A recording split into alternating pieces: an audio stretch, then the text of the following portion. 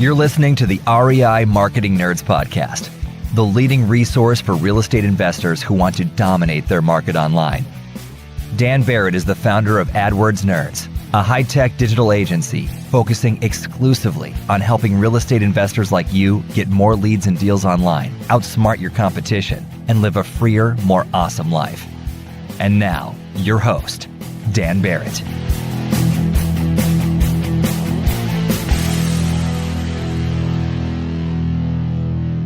All right, hello everybody, and welcome to the REI Marketing Nerds Podcast. So happy to have you, as always.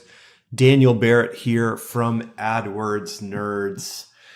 And yeah, I am very, very happy to be back here. I was actually gone the whole last week. I was away. I went to Paris with my wife. It was super fantastic. This is a trip we've wanted to take forever, and took a trip away from our kids for the first time in very, very long time. And I am back in the office, and I gotta say, being away is amazing, and it's rejuvenating and all those wonderful things. And obviously, I am very, very lucky and grateful for that experience. But there is something about the joy of coming back home to the routines and habits and familiar things that I really, really love. And one of the things that usually happens to me when I go away on vacation is I come back with a ton of ideas and a ton of things that I'm really excited to talk about. It's like if you kind of force your brain to take a break and you force it to focus on other things for a while, you're usually going to find that your subconscious kind of surfaces all this cool stuff. And that definitely happened to me on vacation. Although I gotta say, like walking around Paris and, having nice dinners and wanting to talk to my wife about real estate investing stuff didn't go over super, super well. So I'm gonna dig into one of the things today that was on my mind while I was on vacation. And maybe this is just a really good sign of how nerdy things really get up in my brain. But this week, I wanted to talk about Barrett's razor. Barrett's razor. This is, well, first of all, no one's going to accuse me of being super humble for naming this after myself.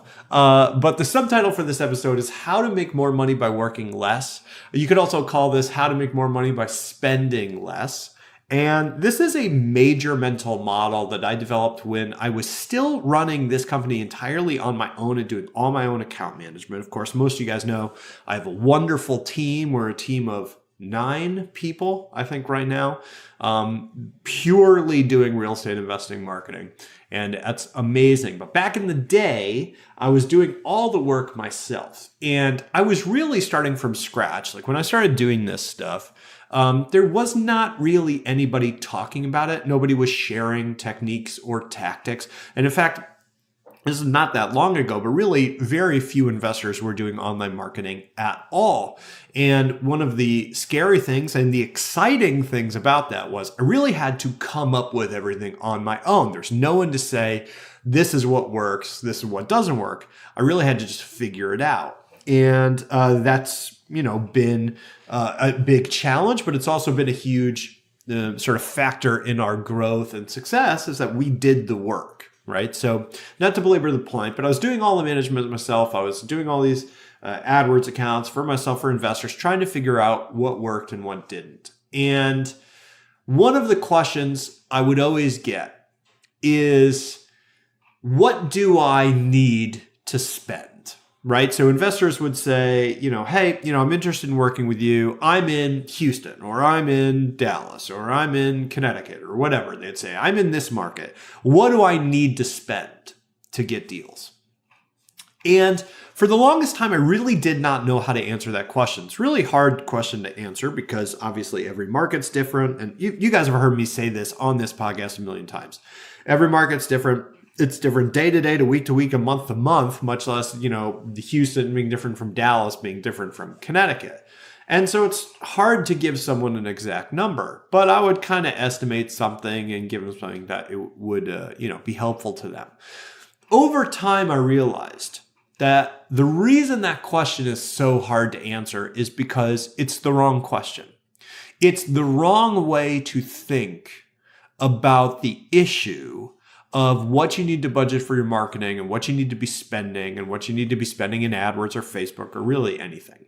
Because in reality, you don't need to spend anything, right? There's no minimum, there's no maximum, there's no necessary amount you need to spend in order to make money with online marketing. Let me give you kind of a concrete example to break that down, because that may sound kind of like a hand-wavy answer, but let me kind of explain what I mean here. All right, so for AdWords specifically, most of our clients, right, we require them to spend a minimum of $2,000 a month, all right? Now, you might say like, okay, well, Dan requires $2,000 a month in spend. That must mean that $2,000 a month is what people really need to spend. But that isn't actually the case. The reason we require that is because, if you're spending less than that, you really don't need management, right? It's got nothing to do with what you need to spend in your market to be successful. It's that $2,000 minimum has to do with working with us. So let's say, okay, you don't have a $2,000 a month at all. Let's say you only have $100 a month. Okay, so way less than our suggested minimum. Does that mean you can't do online marketing for motivated sellers? Absolutely not. And in fact, I had someone ask me this recently, what would you do if you only had $100 a month? Well, I would spend it online, 100%. And here's what I would do. If I knew I only had $100 a month, I would really, really, really laser focus on a very small number of keywords. I mean, I'm talking about like 5 keywords. I would run with low bids. So I would lowball the bids on those keywords. I would use modified broad match keywords in order to generate more traffic for less money. And I would use a very extensive list of negative keywords in order to filter out everything that could possibly come up that's not what I want. If you don't have the technical background, you may not be super sure about what all those things mean individually, but just know that basically what I'm saying is if I had $100 a month, I would run a very restrictive and a very low ball style of strategy. Now, that kind of strategy, that might generate 1 deal a year.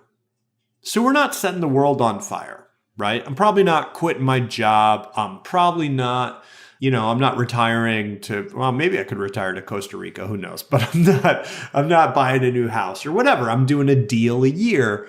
But think about what that means, right? If I'm spending $100 a month, that's about $1,200 a year if I run that all year.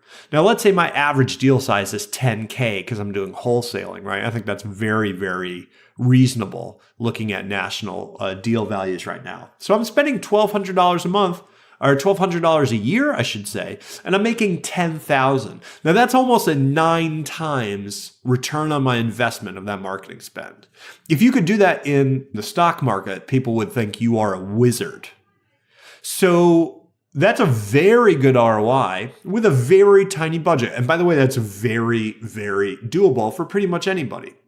So it's not the case that you need to spend a certain amount of money, and if you don't spend that amount of money, you're not going to do deals. It's just about matching your needs and your expectations to the strategy that you're going to use. If you can only spend $100 a month, no, you're not going to be doing 5 deals a month off that. That's just not realistic. But you could get a really significant return, right? And so the reason that I was having so much trouble answering this question of what do I need to spend? What do I need to spend? Well, the reason I'm having that trouble is because it's not the right question, right? It's not the right question. It's thinking about the problem in a fundamentally wrong-headed kind of way, and that's going to send us down these blind alleys, right?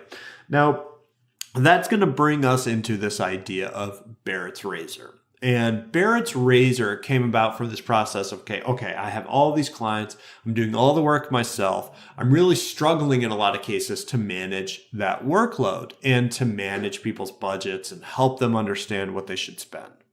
So over time, I started to notice patterns in all that work. Started to notice things that would come up again and again. And the mental model I developed to describe this is Barrett's razor. Barrett's razor goes like this. At any point, most of what your ads spend is waste. And I'm going to say that again. Okay, this is the mental model. This is Barrett's razor. Okay, at any point, most of what your ads are spending is waste. Now, that's a pretty dramatic statement, but it is going to be broadly true even of very well-run ad accounts. It's true in our ad accounts. It's true pretty much anybody you're going to pay to manage your stuff. It's going to be true if you manage your own stuff. It's just true generally across the board. Most of what your ads are spending is waste. And that's because this whole idea of understanding what you need to spend and understanding how much time and effort you need to put into managing and understanding what you need to spend in your market, it comes down to the trade-off between efficiency and volume. And this is one of those things when you really start to understand it, you're going to be able to use it time and time again on your own stuff. You're going to be using it time and time again if someone else is managing your stuff in terms of understanding first of all, whether they know what the heck they're doing, and two, understanding their strategy and how they're going to actually go out there and make you money. Are you an investor who wants to dominate your local market? Do you want more leads and deals online? Then download your copy of the Motivated Seller Blueprint absolutely free at www.adwordsnerds.com/gift. What are you waiting for? Go to www.adwordsnerds.com/gift right now to get your copy of the Motivated Seller Blueprint. All right, so let's talk about this. Let's talk about this trade-off between efficiency and volume. The way I think about this is I like mixed martial arts. I like to watch UFC and stuff like that. But, if you're not familiar with that, you just think boxing or any kind of combat sport, all right? Now, you got these two people, real tough fighters, and they are competing in a specific weight class, right? So those are, for people that like fights, they already know this, but it's just, if you're not familiar with this at all, let's say we're in the same weight class. That means that we both have to be, let's say 170 pounds, no heavier than 170 pounds in order to fight on fight day. Okay. Now, what ends up happening is both of us, both people fighting in this competition here, we don't walk around at our normal weight at 170 pounds. Oh, no.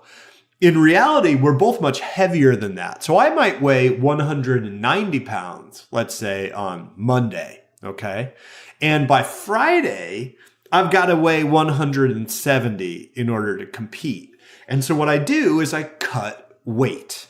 All right. And this is this really dramatic process of dieting. And, if you've ever seen videos of people in the sauna with the garbage bags over them, or they're on the bike cycling in full sweats and sweatshirt while the heat is blasting all over them. It's well, what are they doing? Well, they're trying to lose weight, and they're trying to lose a lot of weight really, really quickly. They're losing water weight to get their weight all the way down to 170.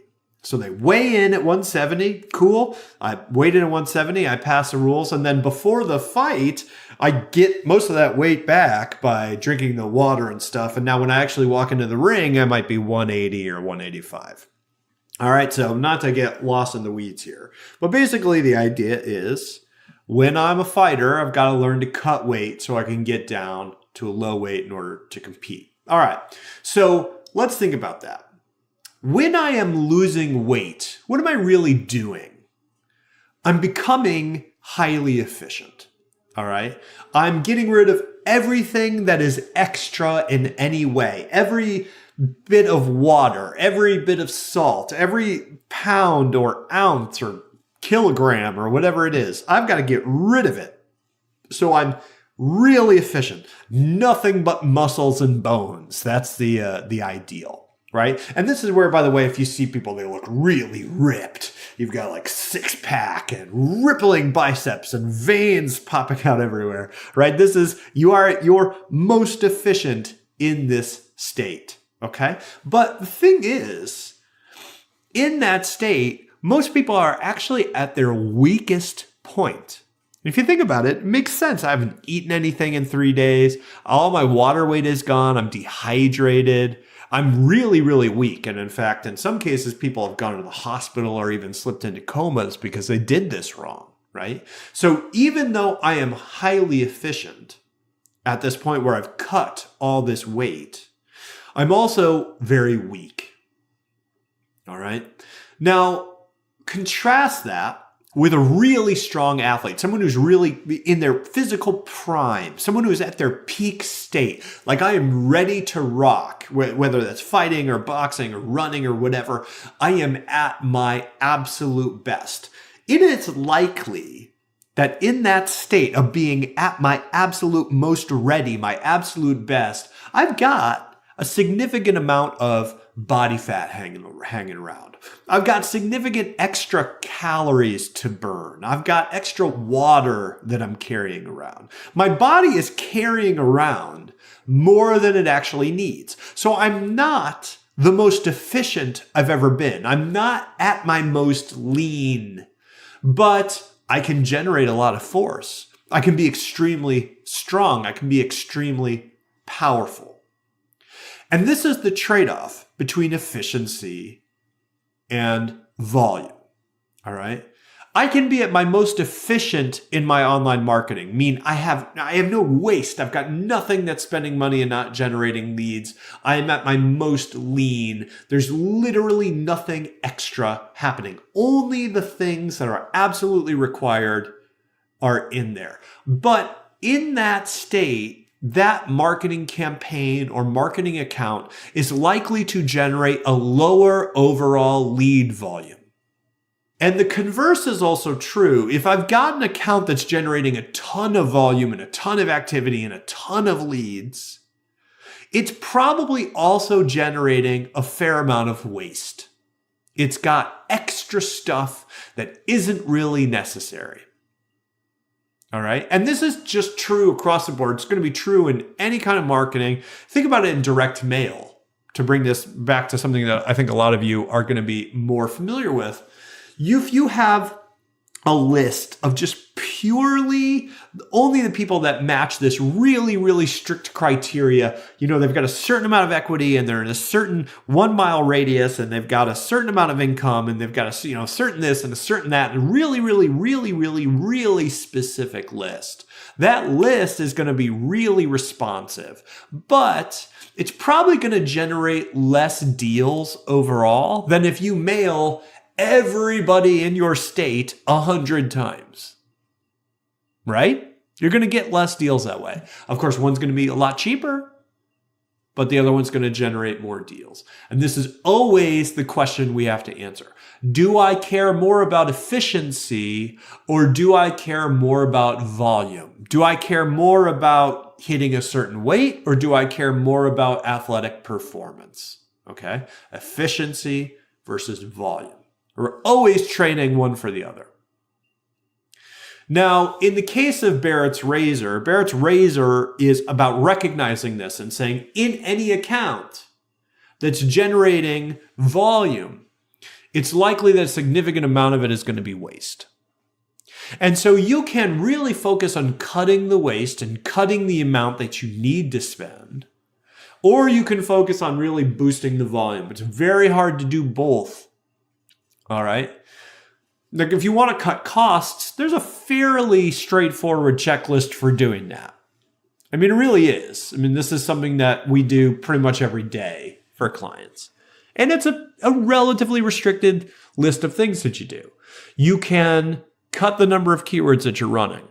Just run the stuff that's generated leads for you. Right? You can look at the position of your ads and say, what positions are my ads in when they generate the most leads? You can look at the devices that you're running. People on mobile, people on desktop, people on tablets. Where do most of my leads come from? You can look at zip codes or regions and say, all right, what zip codes are generating leads and which aren't? You can look at the time of the day or the day of the week. Which of those are generating leads and which aren't, right? Out of all of those categories, typically only about 20% of the things that you are targeting are actually generating leads for you or results of any kind, right? I mean, if you look at your keywords, about 20% of your keywords are generating pretty much everything that you're getting. You look at the position of your ads, it's going to be 20% of all positions, usually the ones at the top. You're going to be looking at mobile, desktop, or tablet. Usually one of those is generating the vast majority of your stuff. You look at zip codes, it's going to be 20% of all your zip codes are generating all your leads. You look at the time of the day or the day of the week, they're going to be clustered around certain hours of the day typically. So pretty much all the time, 20% of the stuff that you are doing is generating most of your results, which means by definition, about 80% of what you are doing is waste. This is Barrett's razor, right? At pretty much any moment, most of what your ads are spending is waste. But that's not necessarily a bad thing. Remember, there's a trade-off here between volume and efficiency. So we can cut our waste all the way back, but we're going to sacrifice volume.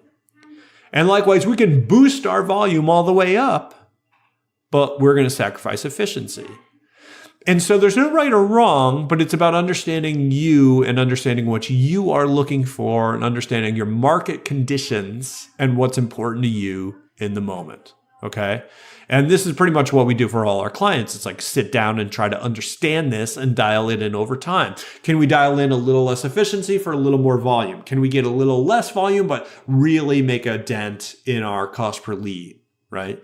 And it's a process, but it's understanding the mental model that allows you to actually go through that process. Otherwise, you're going to be kind of trapped in this loop where you are constantly trying to cut weight and get the most athletic performance at the same time. And you really cannot do that. It's got to be one or the other most of the time. So I hope that is super helpful for you. Hey, listen, if you are listening to this podcast and you are not in our Facebook group, you should get in there because it is free and it is awesome. I mean, we post in there every single week.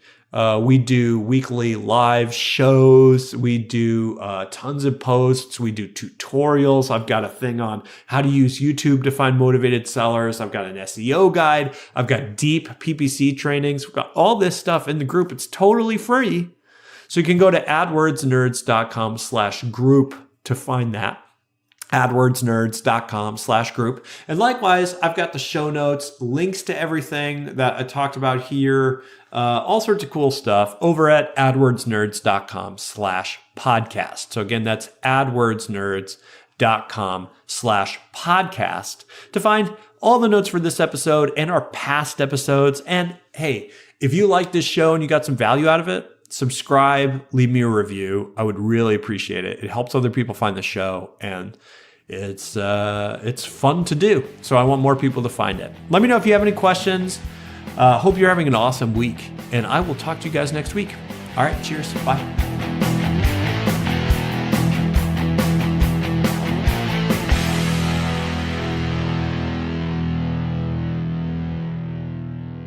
This is the podcastfactory.com.